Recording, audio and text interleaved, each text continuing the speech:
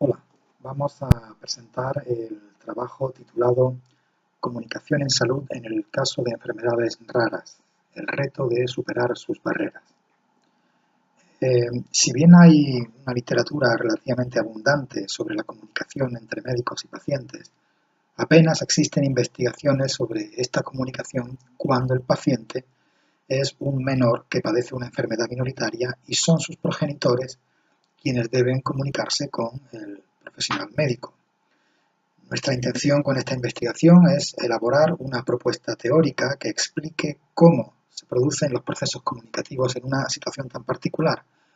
Y hemos comenzado con una primera fase en la que se han realizado 10 entrevistas en profundidad a otros tantos padres y madres de niños con enfermedades minoritarias.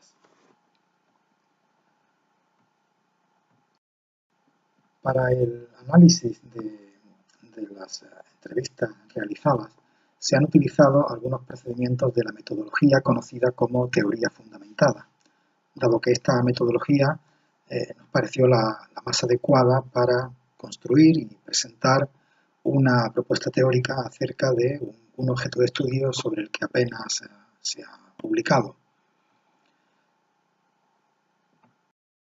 El texto de la transcripción de las entrevistas fue sometido a un proceso de codificación línea a línea, en el que se asignaron códigos a más de 600 fragmentos, ya sean palabras, frases o párrafos completos, que por distintas razones captaban la atención de los investigadores.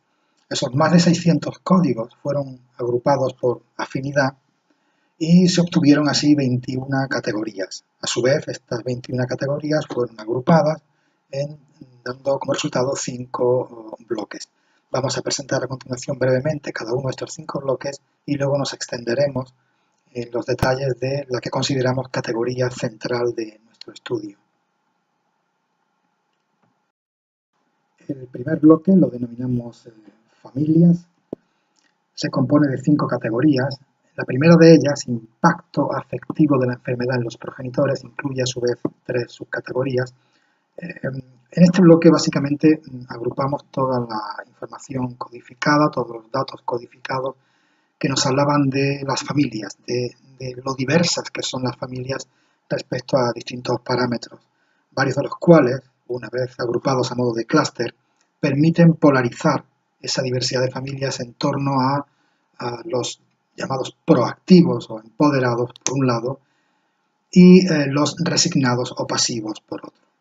Los primeros, los empoderados o proactivos, se caracterizan por estar muy implicados en la gestión de la información que reciben o que buscan acerca de la enfermedad de sus hijos. No obstante, tanto unas familias como otras, todas tienen cosas en común, como lo mucho que se vio afectada la vida familiar en la organización de diferentes aspectos domésticos, desde que la enfermedad es diagnosticada y a partir de ese momento la atención al niño lo absorbe todo.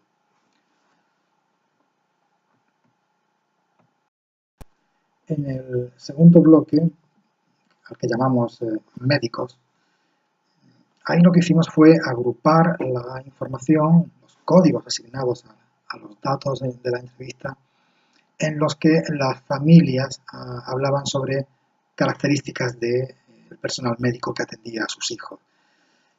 Se puede apreciar una otra polaridad entre lo que llamaríamos buenos médicos y malos médicos. Los buenos médicos, a juicio de los padres entrevistados, son aquellos que tienen una gran capacidad observadora del niño, se destacan por su sensibilidad, su tacto, su humanidad, su sinceridad. Son médicos que se entregan, que se involucran en ámbitos personales, que acompañan a los padres, que van más allá de lo puramente clínico y muestran una absoluta disponibilidad para contactar con ellos y demuestran una gran capacidad empática. Frente a esto tendríamos el perfil del médico malo a los ojos de los padres, un médico que se caracteriza precisamente por lo contrario del médico bueno, alguien con un profesional más distante, más frío, que va solo a lo puramente clínico, no se interesa por otros aspectos, no parece querer saber mucho sobre cuestiones emocionales o sentimentales, consecuencia de la enfermedad y de cómo en la familia se está viviendo esa enfermedad, etc. Entonces, todo lo relativo a cómo ven los padres a los médicos aparecería en este gran bloque llamado así, médicos.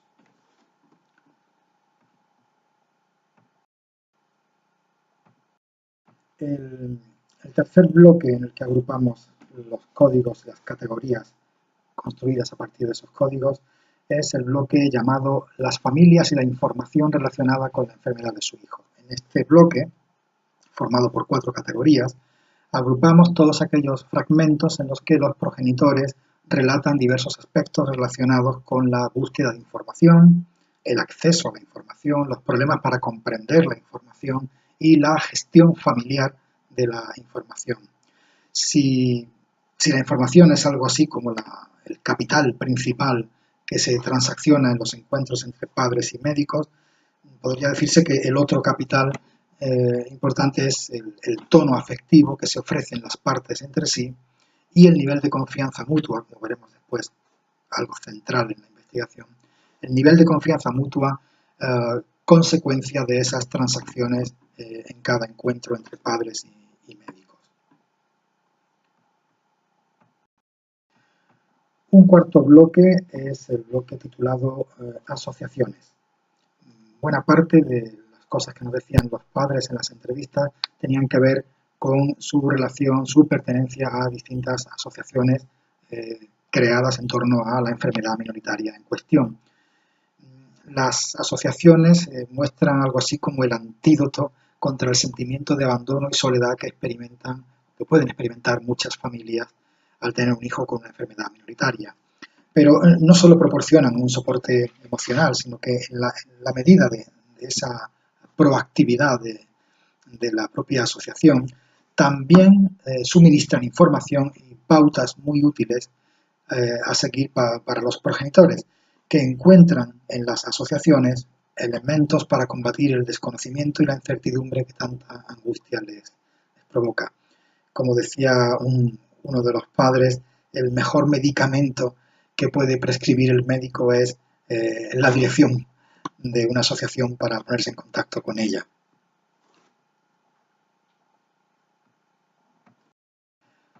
El quinto y último bloque, probablemente el más importante, lleva por título La comunicación entre progenitores y médicos. Este bloque ocupa la zona central de nuestro análisis.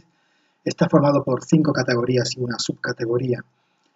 Los progenitores comprenden las dificultades del trabajo médico y se afanan en colaborar con los médicos. Y lo hacen desde la seguridad que les da el disponer de un conocimiento directo, global e intuitivo de su hijo, del que no dispone el profesional. En la medida en que esa colaboración transcurre con unos mínimos que los progenitores exigen en cuanto a sensibilidad, trato humano, cumplimiento de principios de transparencia y sinceridad en los intercambios de información, en la medida en que esto ocurre, se genera un nivel de confianza. Ese nivel de confianza va a constituirse en la categoría central en torno a la cual queremos articular nuestra propuesta teórica. Y ese nivel de confianza fortalece a ambas partes para el logro del objetivo común, que es dar la mejor atención al niño. De esas 5 categorías que componen este último bloque, vamos a decir algo más sobre una de ellas, que es, como digo, la categoría central en torno a la cual se articula nuestra propuesta teórica. La confianza se revela como el elemento clave y esencial en el proceso de comunicación entre médicos y padres con hijos con enfermedades minoritarias.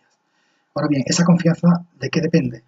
A la luz de nuestros datos, esa confianza, las fuentes de esa confianza vienen dadas por un total de 12 factores.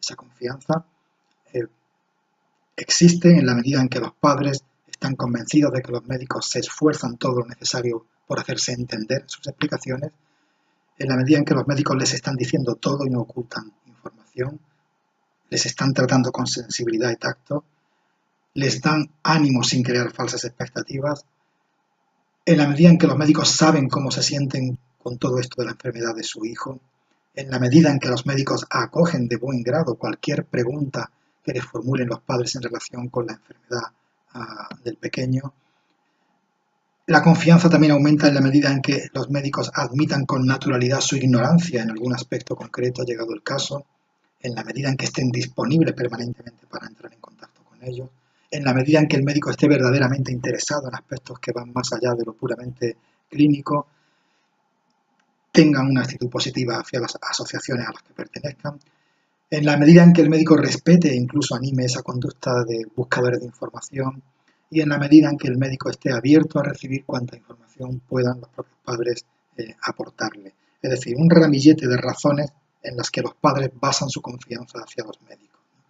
Y en torno a estos factores estamos elaborando una teoría que ponga de manifiesto cómo determinado perfil de padres encaja mejor con determinado perfil de profesional médico sobre la base de estos elementos.